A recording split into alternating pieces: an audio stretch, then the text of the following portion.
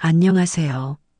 저는 김영수, 68세, 대전 중구 은행동에서 혼자 사는 은퇴한 IT 개발자입니다.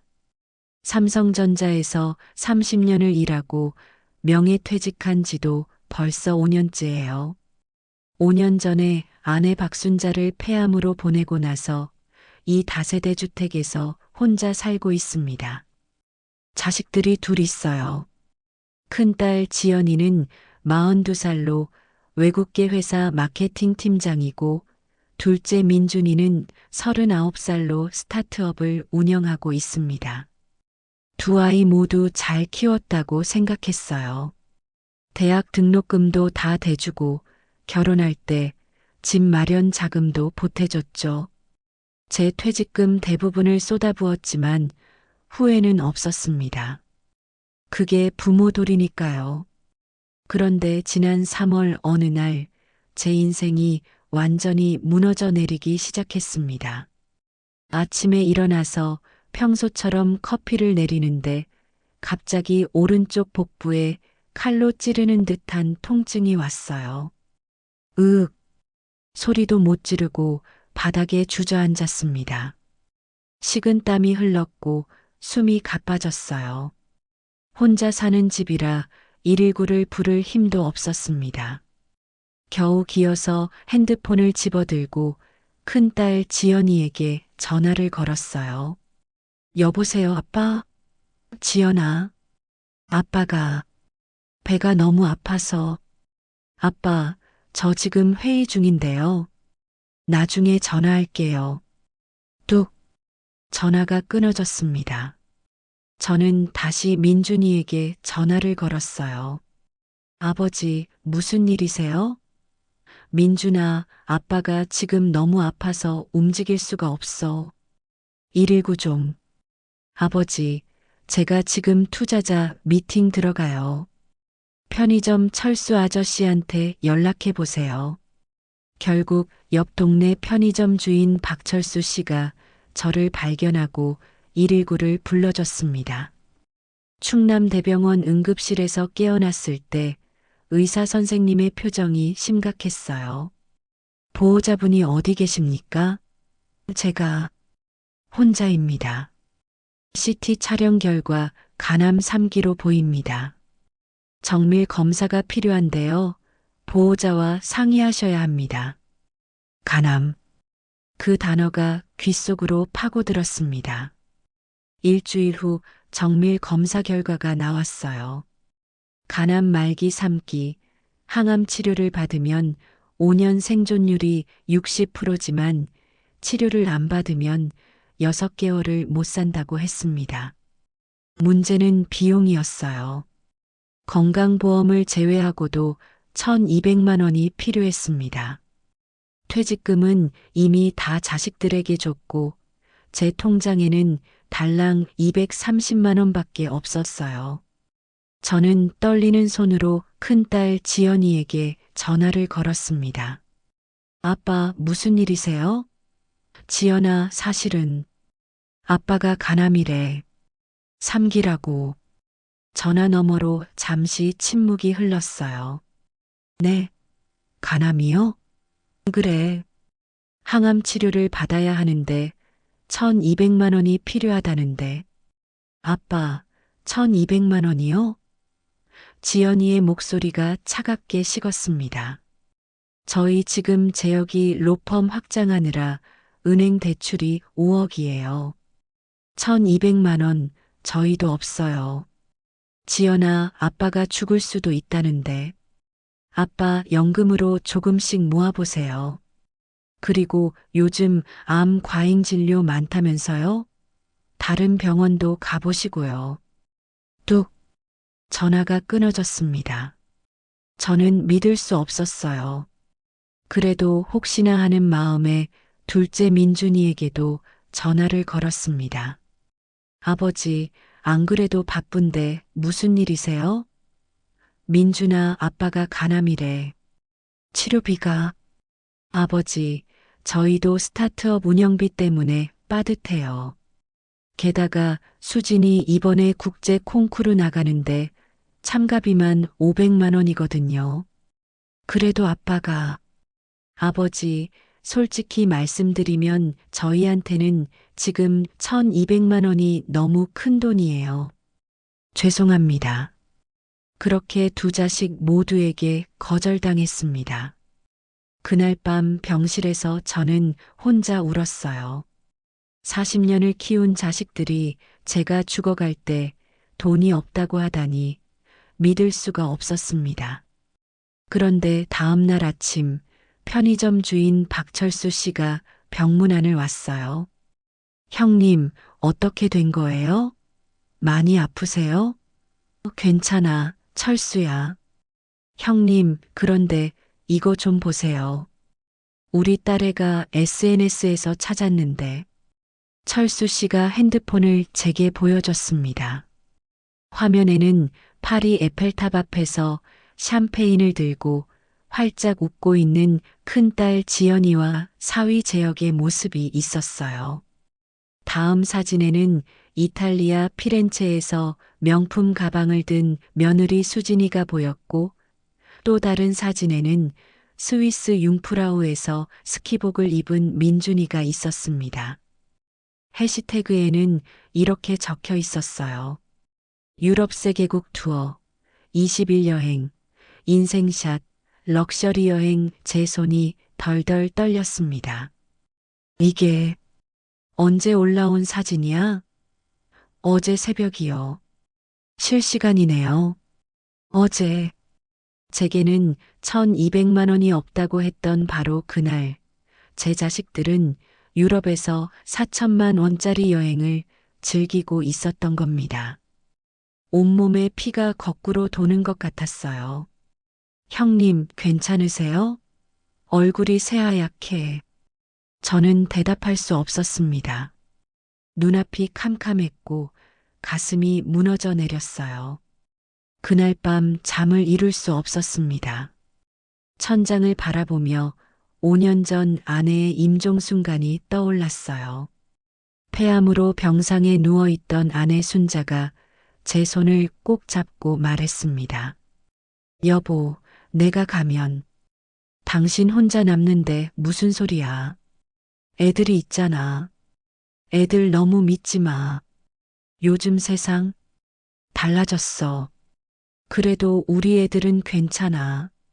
아내는 눈물을 흘리며 제 손에 낡은 통장 한 권을 쥐어줬어요.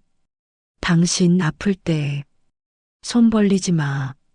이거 숨겨둔 거. 그게 아내의 마지막 말이었습니다. 저는 그 통장을 지금까지 열어보지 않았어요.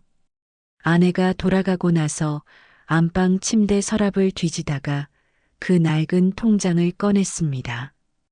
경찰청 신협, 예금주 박순자, 잔액 500만 원 통장 첫 페이지에 아내의 손글씨가 적혀 있었어요. 여보, 아플 때 쓰세요. 애들한테 손 벌리지 말고. 순자. 저는 통장을 가슴에 안고 소리 없이 울었습니다. 순자야, 당신 말이 맞았소. 당신이 그리워. 다음 날 오후 저는 병원을 떠나기로 결심했습니다. 아내가 남긴 500만 원으로는 턱없이 부족했고 자식들도 외면했으니 이제 남은 건 집에 돌아가서 조용히 죽음을 기다리는 것뿐이었어요.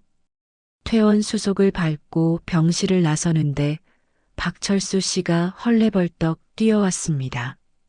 형님, 어디 가시려고요? 집에 가려고. 어차피 치료비도 없는데 병원에 있어봐야 뭐해. 형님, 잠깐만요. 철수 씨가 제 앞을 막아섰어요. 그러더니 비닐봉지 하나를 꺼내 제 손에 쥐어줬습니다. 이게 뭐야? 열어보세요. 봉투를 열자 구겨진 만원권 지폐들이 쏟아졌어요. 철수야, 이게 200만 원이에요. 제가 모은 전부입니다.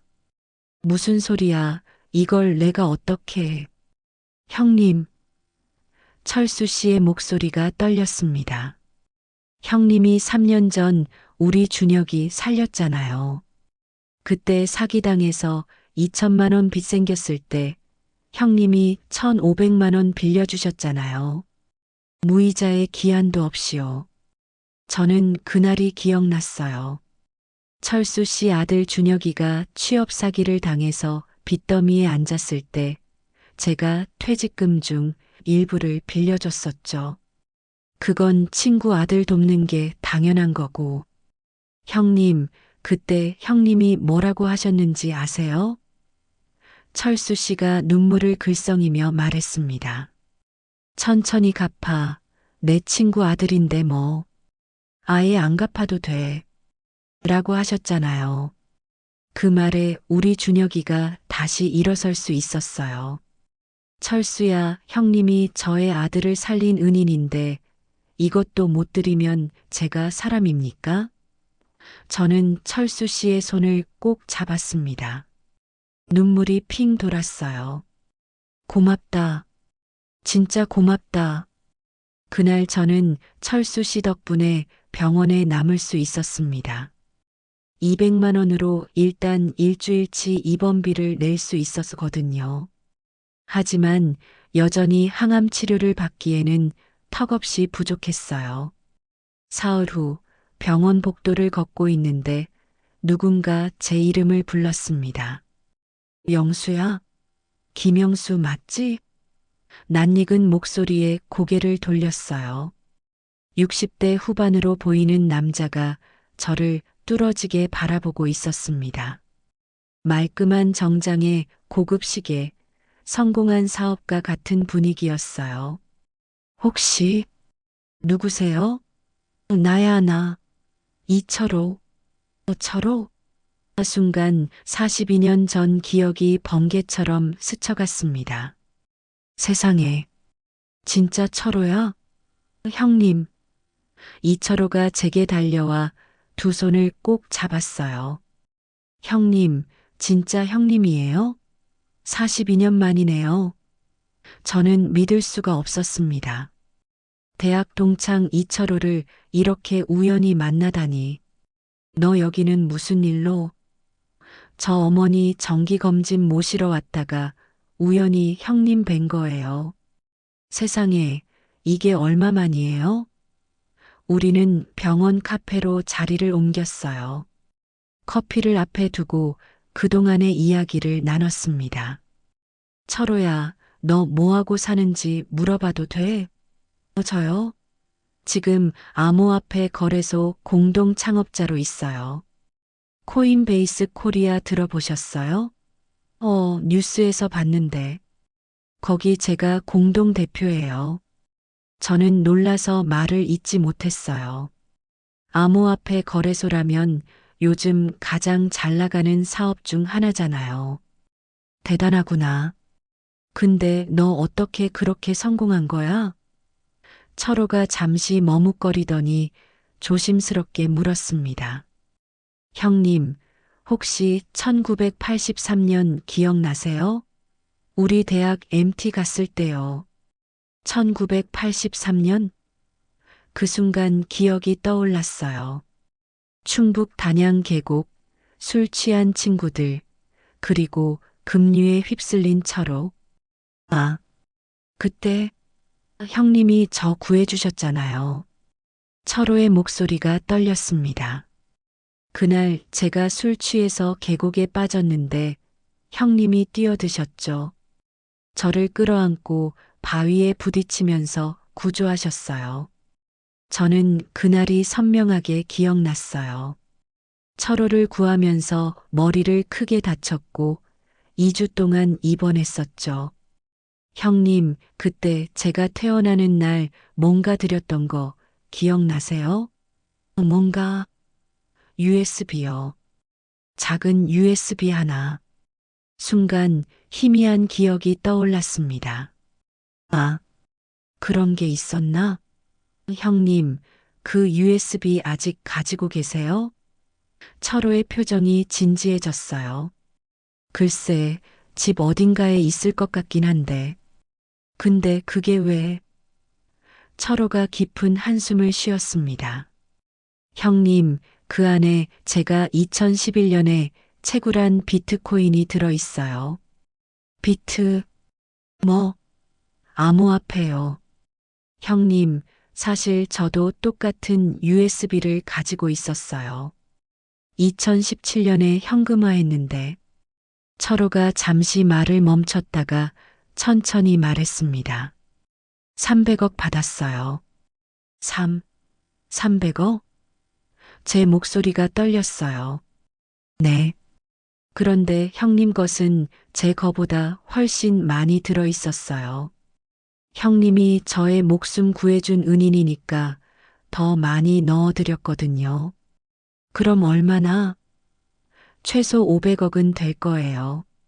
지금 시세로. 저는 현기증이 났습니다. 500억? 평생 들어본 적도 없는 숫자였어요. 형님, 근데 왜 병원에 계세요? 어디 아프신 거예요? 저는 간암 이야기를 털어놓았습니다. 치료비 1,200만 원, 자식들의 거절, 유럽 여행 사진까지. 철호는 점점 화가 나는 표정이었어요. 형님, 일단 치료비는 제가 다 낼게요. 철호야, 그럴 수는 없어. 형님이 저 목숨 구해주셨잖아요. 당연한 거예요.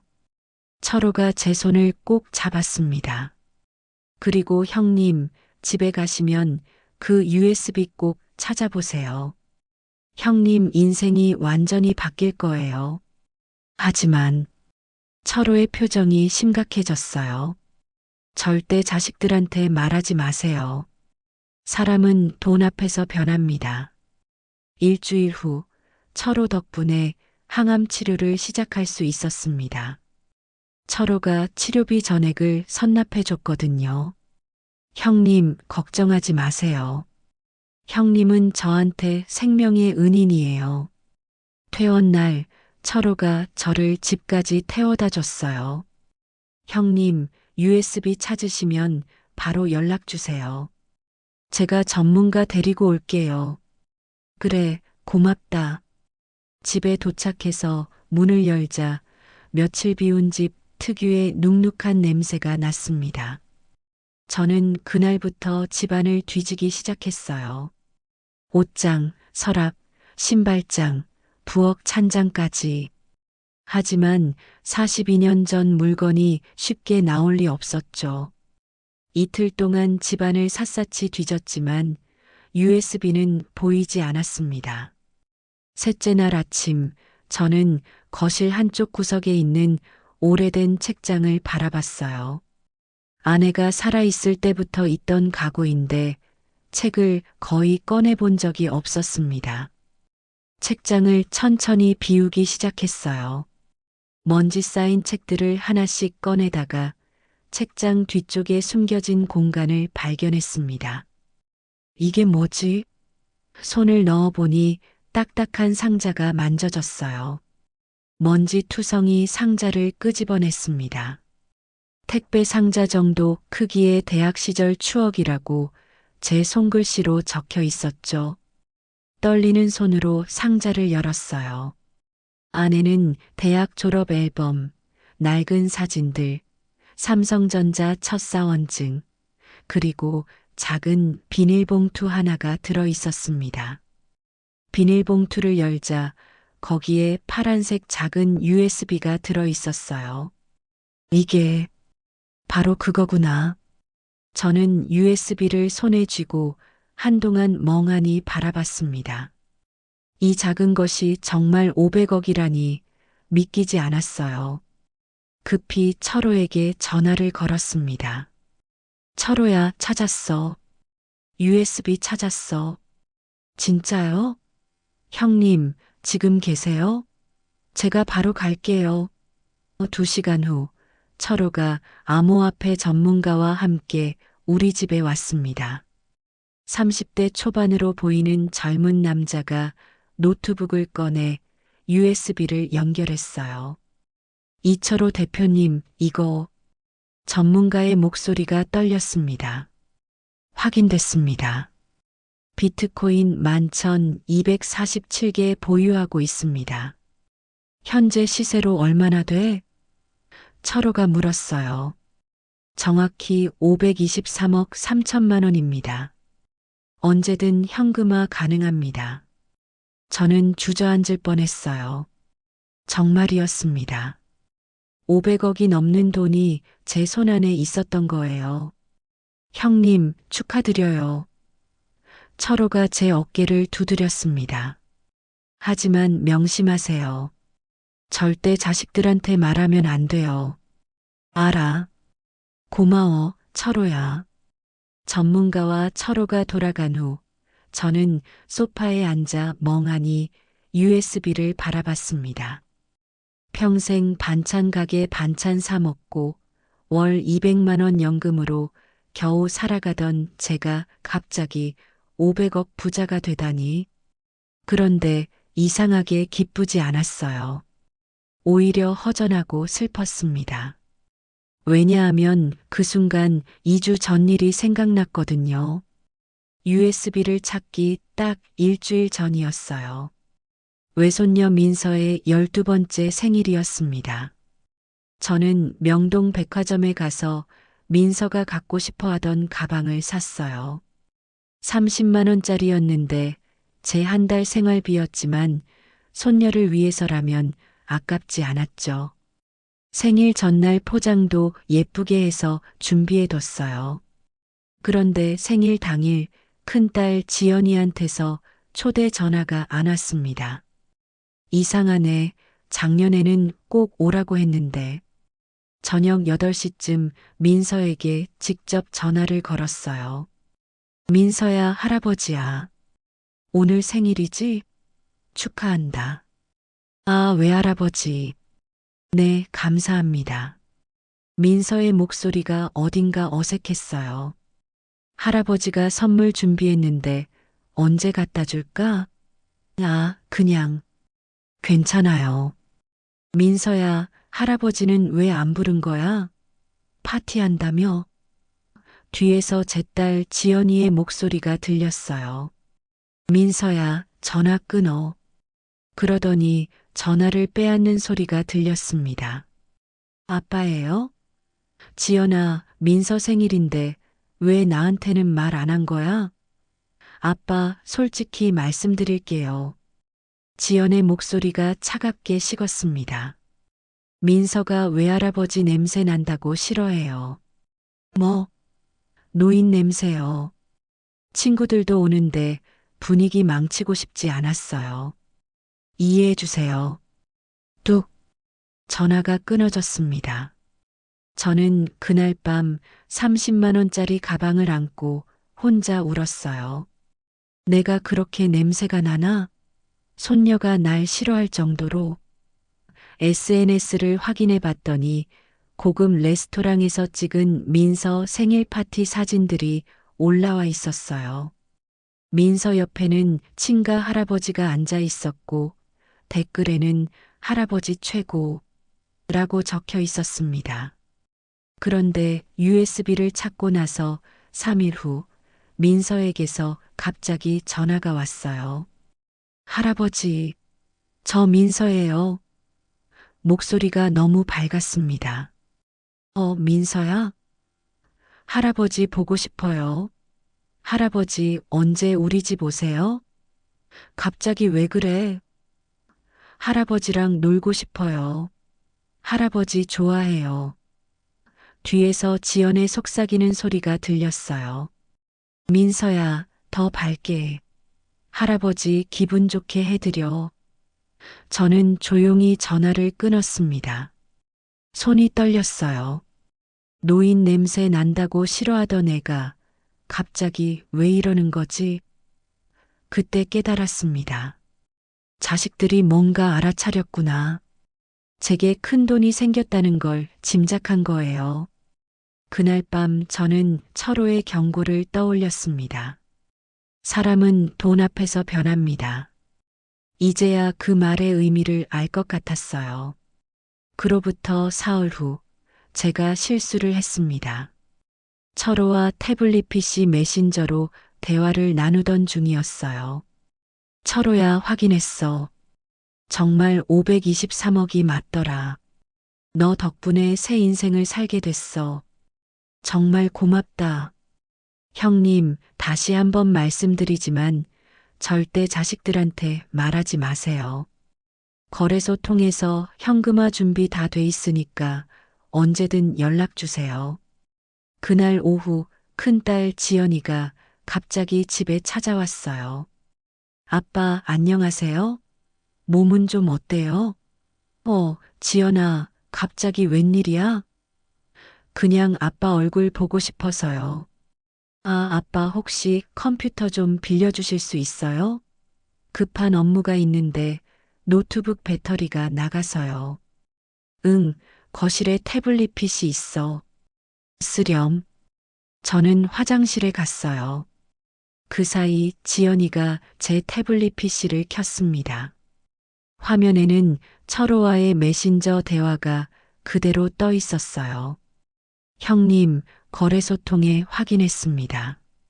비트코인 11,247개, 523억 원.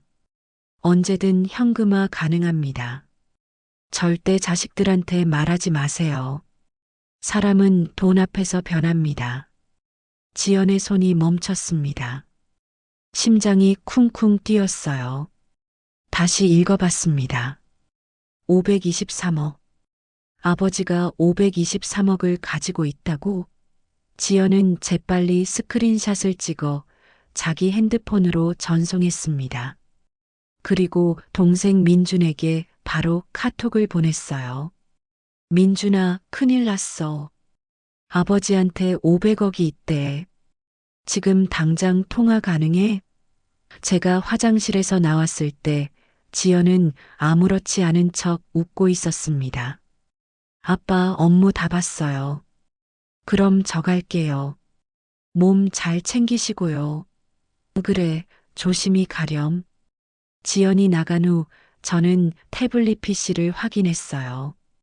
이상하게 화면이 약간 움직인 것 같았지만 확신할 수 없었습니다.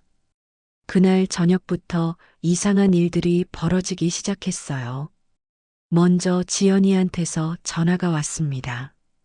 아빠, 오늘 저녁 드셨어요? 제가 한우 보냈으니까 꼭 드세요. 몸에 좋대요. 그래, 고맙다. 다음 날 아침에는 민준이가 전화했어요. 아버지, 잘 주무셨어요? 오늘 건강식품 택배 갈 거예요. 꼭 챙겨 드세요. 민준아, 갑자기 왜 이래? 아버지 건강이 제일 중요하잖아요. 그 후로 매일 고급 음식, 건강식품, 과일 선물이 도착했습니다. 주말에는 지연과 민준이 함께 집에 찾아왔어요. 아빠, 저희가 집 청소 좀 도와드릴게요. 괜찮아. 내가 할 수 있어. 아니에요. 저희가 할게요. 두 사람은 집안 구석구석을 청소한다며 뒤지기 시작했어요. 책장 뒤도 들여다보고 서랍도 열어보고 옷장 안도 확인했습니다. 아버지, 혹시 귀중한 물건 같은 거 어디 보관하세요? 딸 지연이 넌지시 물었어요. 귀중한 물건? 그런 거 없는데? 그냥 요즘 도둑이 많다고 해서요.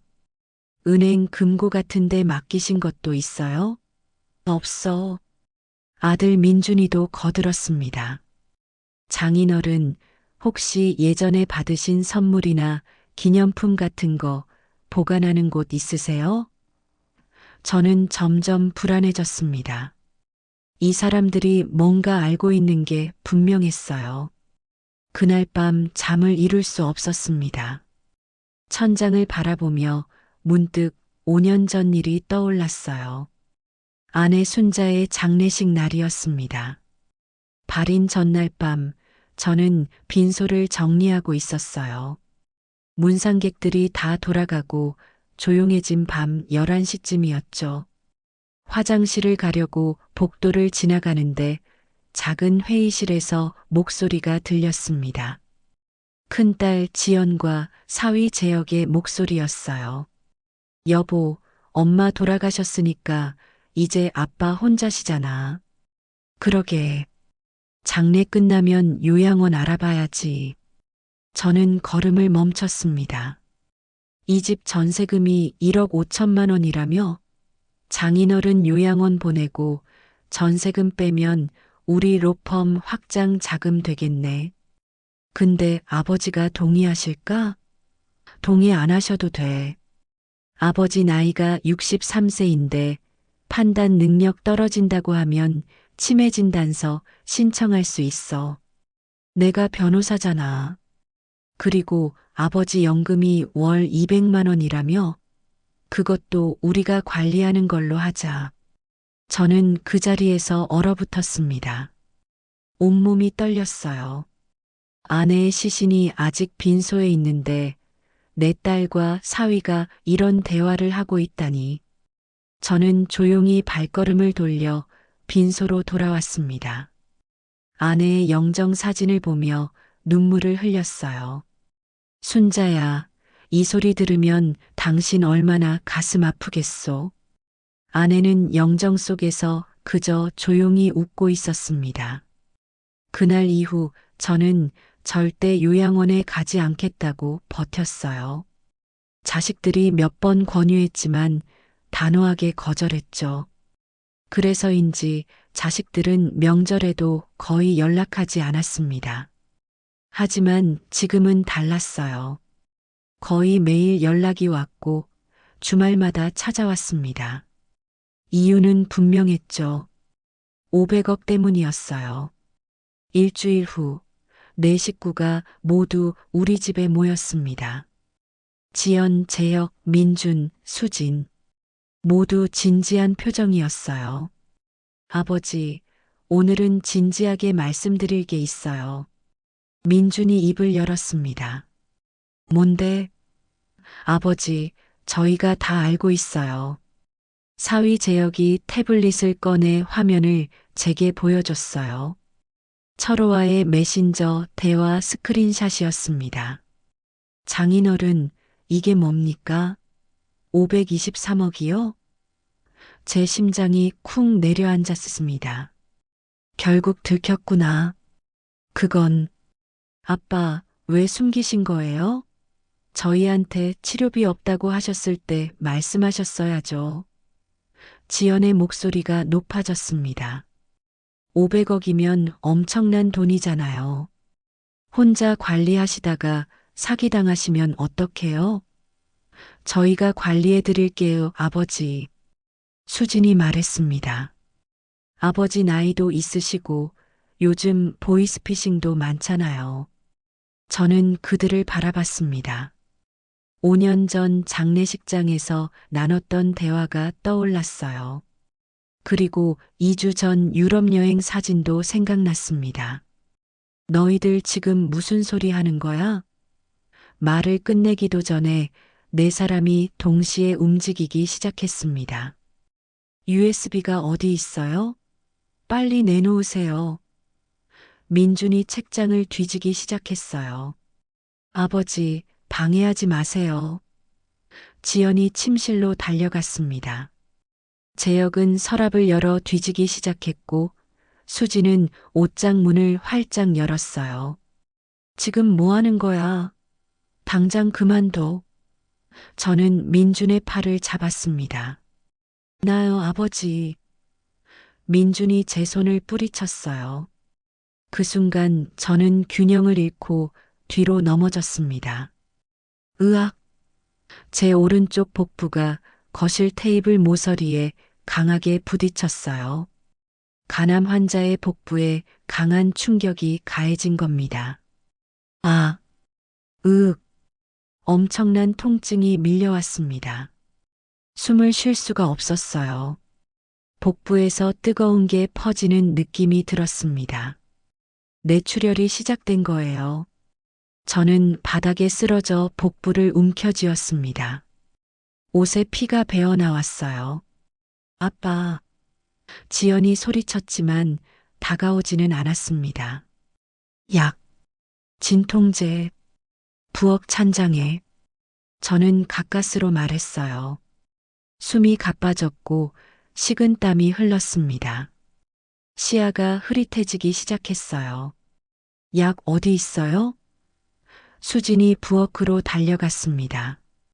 찬장을 열어 안을 뒤졌어요.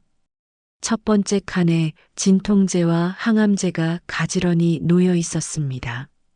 수진의 손이 약병을 잡았어요. 그런데 그 순간 수진의 손이 멈췄습니다. 머릿속으로 번개같이 생각이 스쳤어요. 지금 이대로 만약 아버님이 수진은 천천히 고개를 돌려 남편 민준을 바라봤습니다. 민준이도 수진을 바라보고 있었어요. 두 사람의 눈빛이 마주쳤습니다. 무언의 대화가 오갔어요. 지연과 재혁도 서로를 바라봤습니다. 네 사람 모두 같은 생각을 하고 있었어요. 523호. 만약 아버지가 지금 약 빨리. 제가 바닥에서 신음했습니다. 호흡이 점점 거칠어졌어요. 안색이 창백해지고 있었습니다. 수지는 조용히 약병을 자기 가방 안에 넣었습니다. 그리고 부엌에서 나와 말했어요. 아버님, 약이 어디 있는지 모르겠어요. 찬장 첫 번째 칸에. 제가 말했습니다. 여기 봤는데 없는데요? 수진이 거짓말을 했어요. 빨리 119 불러. 아버님, 잠깐만 쉬시면 괜찮아지실 거예요. 재혁이 차갑게 말했습니다. 괜찮으세요, 아빠? 과호흡인 것 같아요. 지연도 거들었어요. 네 사람은 그저 저를 내려다보고만 있었습니다. 아무도 119를 부르지 않았어요. 시간이 흘러갔습니다. 제 호흡은 점점 가빠졌고 의식이 흐려지기 시작했어요. 이대로 죽는 건가? 민준이 작은 소리로 중얼거렸습니다. 조금만 더. 지연도 떨리는 목소리로 말했어요. 500억이 우리 거. 그 순간이었습니다. 현관문이 벌컥 열리는 소리가 들렸어요. 영수 형님, 계세요? 이철호의 목소리였습니다. 제가 며칠 전 비상 상황을 대비해서 건네준 여분의 열쇠로 문을 연 거예요. 철호는 급하게 안으로 들어왔습니다. 형님, 바닥에 쓰러진 저를 발견한 철호가 달려왔어요. 이게 무슨 일이에요? 맥박을 확인하고 호흡을 체크했습니다. 약 어디 있어요? 철호가 소리쳤습니다. 찬장. 제가 간신히 말했어요. 철호가 부엌으로 달려갔지만 찬장에 약이 없었습니다. 약이 없는데요? 그때 철호의 눈에 수진의 가방에서 삐져나온 약병이 보였어요. 이게 왜 당신 가방에 있어요? 철호가 가방에서 약을 낚아챘습니다. 아, 그게. 수진이 말을 더듬었어요.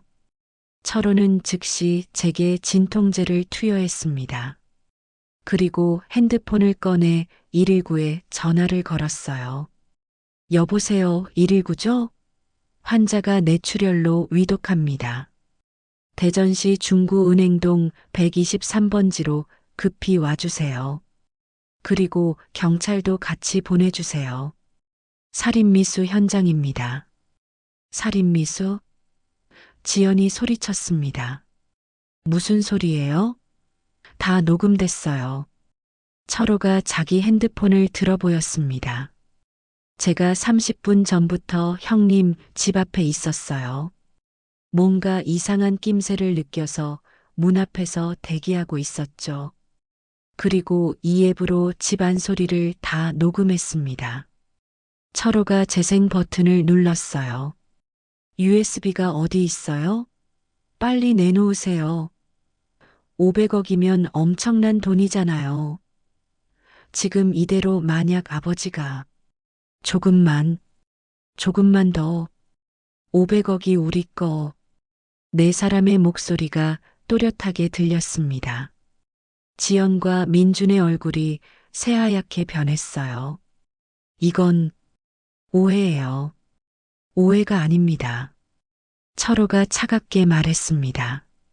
여러분은 일부러 약을 숨겼어요.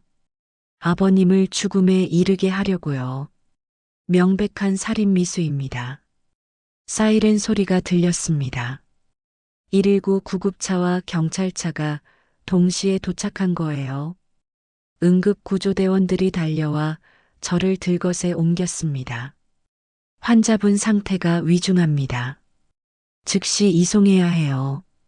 경찰관 2명이 집 안으로 들어왔어요. 신고 접수하고 왔습니다. 무슨 일입니까? 철호가 상황을 설명했습니다. 쓰러진 피해자, 의도적으로 숨긴 약, 녹음 파일까지. 일단 현장 보존하겠습니다. 관계자 여러분은 경찰서로 동행해 주시죠. 저희는 아무것도 안 했어요. 지연이 울부짖었습니다. 경찰관님, 정말 오해예요. 하지만 경찰은 이미 증거를 확인하고 있었어요. 바닥의 혈흔, 수진 가방에서 나온 약병, 그리고 철호의 녹음 파일. 현행범 체포하겠습니다. 노인학대 및 살인미수 혐의로. 수갑이 채워지는 소리가 들렸습니다.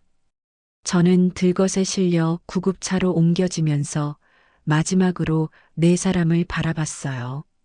수갑 찬 채 고개 숙인 4자식들과 사위, 며느리. 이게 내가 40년 동안 키운 4자식들이구나. 응급수술은 성공적이었습니다. 다행히 뇌출혈을 빨리 발견해서 생명에는 지장이 없었어요. 한 달간 입원 치료를 받고 철호가 매일 병문안을 와줬습니다. 형님, 재판 날짜 잡혔대요. 3개월 후에요. 그래, 고맙다, 철호야. 3달 후, 저는 대전지방법원 법정에 서 있었습니다. 피고인석에는 4사람이 앉아 있었어요. 큰딸 김지연, 사위 최재혁, 둘째 아들 김민준, 며느리 이수진. 한때는 제 가족이었던 사람들이었죠. 검사가 최종 의견을 진술했습니다.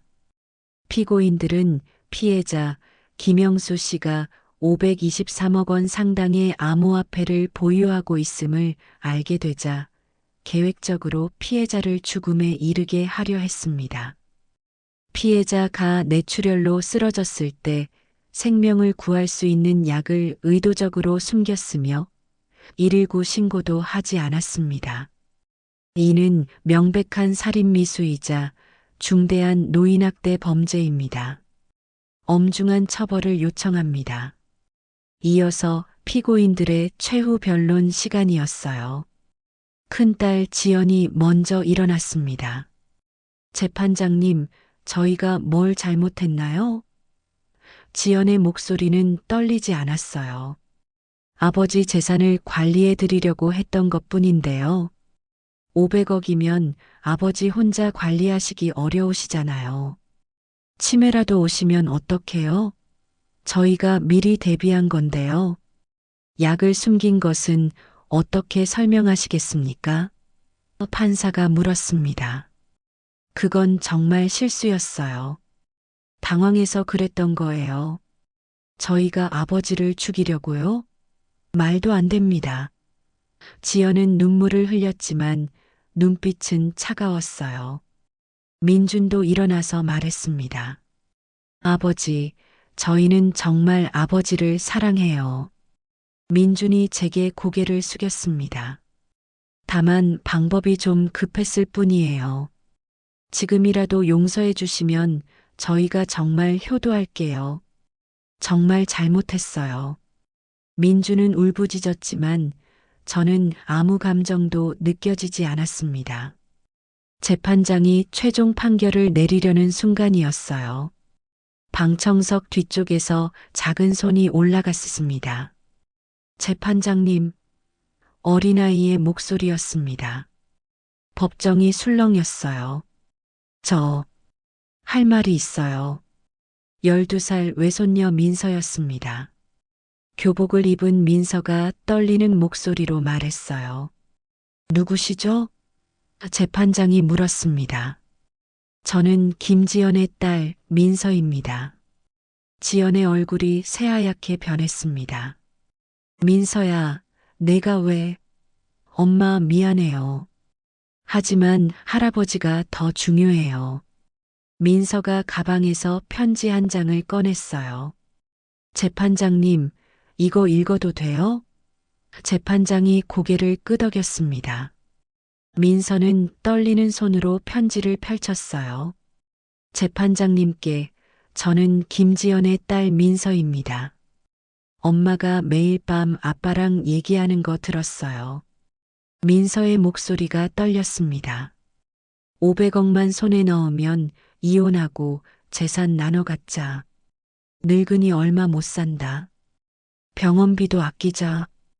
약 먹는 척만 하면 자연사처럼 보일 거야. 이런 말들을 매일 들었어요. 법정이 정적에 빠졌습니다. 그리고 엄마가 저한테 시킨 일들이요. 민서가 울먹이기 시작했어요. 할아버지한테 전화해서 보고 싶다고 해라. 울면서 용돈 달라고 해라. 할아버지가 USB 어디 뒀는지 물어봐라. 저는 정말 싫었어요. 저는 눈물이 핑 돌았습니다. 할아버지는 제 12번째 생일 때 30만 원짜리 가방 사주셨어요. 근데 엄마가 말했어요. 할아버지 냄새 난다고 싫다고 해라. 생일 파티에 오지 말라고 해라. 저는 할아버지가 정말 보고 싶었어요. 민서가 울기 시작했습니다. 방청석 곳곳에서 흐느끼는 소리가 들렸어요. 엄마, 아빠 미안해요. 하지만 할아버지가 더 중요해요. 재판장님, 제가 할아버지랑 살면 안 돼요? 민서 울림. 편지를 다 읽은 민서는 고개를 들어 저를 바라봤습니다. 저도 민서를 바라봤어요. 눈물이 멈추지 않았습니다. 민서야, 지연이 떨리는 목소리로 말했습니다. 내가 무슨 말을 하는 거니? 엄마가 언제 그런 말을 했다고? 엄마는 이제 내 엄마가 아니에요. 민서가 소리쳤습니다. 재판장이 망치를 두드렸어요. 정숙하십시오. 판결하겠습니다. 법정이 조용해졌습니다. 피고인들의 범행은 계획적이고 악의적이었으며 특히 친자식이 부모를 상대로 저지른 범죄로 사회에 미치는 영향이 중대합니다. 판결합니다. 피고인 김지연 징역 4년, 피고인 최재혁 징역 3년 및 변호사 자격 정지 5년, 피고인 김민준 징역 3년, 피고인 이수진 징역 2년. 망치 소리가 울렸습니다. 네 사람 모두 주저앉았어요. 판사가 제게 물었습니다. 피해자 김영수 씨, 마지막으로 하실 말씀 있으십니까? 저는 천천히 일어났습니다. 그리고 네 사람을 바라보며 말했어요. 오늘부로 너희는 내 자식이 아니다. 제 목소리는 떨리지 않았습니다. 상속포기 각서 작성했고 친족관계 단절 공증도 마쳤다. 앞으로 다시는 연락하지 마라. 그리고 민서를 바라보며 말했습니다. 민서야, 할아버지랑 살자. 할아버지가 키울게. 민서가 울며 고개를 끄덕였어요. 네, 할아버지. 10년이 흘렀습니다. 2035년 11월, 저는 지금 제주도 서귀포에 있는 작은 감귤 농장에서 살고 있어요. 창문을 열면 푸른 바다가 보이고 마당에는 제가 직접 가꾼 감귤나무들이 자라고 있습니다. 78살이 된 지금 저는 간암을 완전히 이겨냈어요. 10년 생존에 성공한 겁니다. 매일 아침 산책을 하고 주 3회 암 환자 가족들을 위한 온라인 상담을 하며 지냅니다. 무료 코딩 교육 봉사도 하고 있어요. 제 옆집에는 이철호가 살고 있습니다. 철호도 암호화폐 거래소 회장직을 은퇴하고 이곳에 정착했죠. 우리는 매일 아침같이 해변을 걸으며 이야기를 나눕니다. 형님, 우리 80세까지 건강하게 살자고요. 당연하지. 너 없으면 나도 없어. 오늘은 특별한 날이에요. 손녀 민서가 서울에서 내려옵니다. 민서는 지금 22살, 서울대 의대 본과 3학년이에요. 이번 중간고사에서 1등을 했다고 전화가 왔습니다. 오후 3시 현관문이 열렸어요. 할아버지. 민서가 활짝 웃으며 들어왔습니다. 의대생답게 건강해 보이는 모습이에요. 민서야, 왔구나. 할아버지, 이번에 1등 했어요. 민서가 성적표를 보여줬어요. 전 과목 어였습니다. 우리 손녀 자랑스럽다. 저는 눈물이 글썽했습니다. 다 할아버지 덕분이에요. 할아버지가 김영수 암환자 지원재단 장학금 안 주셨으면 저 의대 못 갔어요. 민서가 제 손을 꼭 잡았어요. 거실 벽에는 액자가 걸려 있습니다. 김영수 암환자 지원재단 1호 장학생 김민서. 저는 10년 전 비트코인을 현금화한 523억 중 대부분을 기부했어요. 250억으로 암환자 지원재단을 만들었고 지금까지 2,543명의 환자를 무료로 치료해줬습니다. 100억으로는 전국에 호스피스 병동을 지었고요. 또 100억으로는 IT 꿈나무 장학재단을 만들어 1,287명의 학생을 지원했어요. 50억은 철호와 함께 블록체인 의료정보 시스템 개발에 투자했고 나머지 23억은 제 생활비와 민서 양육비로 쓰고 있습니다. 저녁 무렵 편의점 주인 박철수 씨가 찾아왔습니다. 형님, 감귤 좀 따러 왔어요. 철수야, 마음껏 따가. 철수 씨는 10년 전 제가 5억을 선물한 덕분에 편의점을 3호점까지 확장했어요. 아들 준혁이는 삼성전자에 입사해서 잘 다니고 있습니다. 형님 덕분에 우리 준혁이가 대학 졸업하고 좋은 회사 들어갔어요. 정말 감사합니다. 친구 아들 잘 된 게 내가 더 기뻐. 저녁 식사 자리에는 철호, 민서, 철수 씨 가족이 모였습니다. 제가 직접 키운 감귤로 만든 주스를 마시며 웃음꽃이 피었어요. 할아버지, 저 졸업하면 재단 후원의사로 일할 거예요. 할아버지처럼 아픈 사람들 돕고 싶어요. 고맙다, 민서야. 그날 밤 저는 일기를 썼습니다. 오늘도 행복한 하루였다. 철호, 민서, 철수, 이들이 내 진짜 가족이다. 500억은 결국 내 것이 아니었다. 2,500명 넘는 사람들을 살렸고 그것으로 충분하다. 진짜 가족은 피가 아니라 마음이다. 순자야, 당신 말이 다 맞았소. 이제야 진짜 행복합니다. 2035년 11월 15일 김영수. 창밖으로 제주 바다에 달빛이 반짝이고 있었습니다. 저는 평온한 마음으로 잠자리에 들었어요. 그날 밤 꿈에 아내 순자가 나타났습니다. 여보, 잘 살고 있구려. 이제 마음 편히 쉬세요. 순자는 웃으며 사라졌어요. 다음 날 아침 민서가 깨워줬습니다. 할아버지, 아침이에요. 그래, 일어났다. 우리는 함께 해변을 걸었어요. 아침 햇살이 따뜻했고 바다는 잔잔했습니다. 할아버지, 사랑해요. 할아버지도 사랑한다, 민서야. 손녀와 손을 잡고 걷는 이 순간이 500억보다 소중했습니다. 오늘 김영수 할아버지의 이야기 어떠셨나요? 돈보다 중요한 건 결국 진심이었습니다.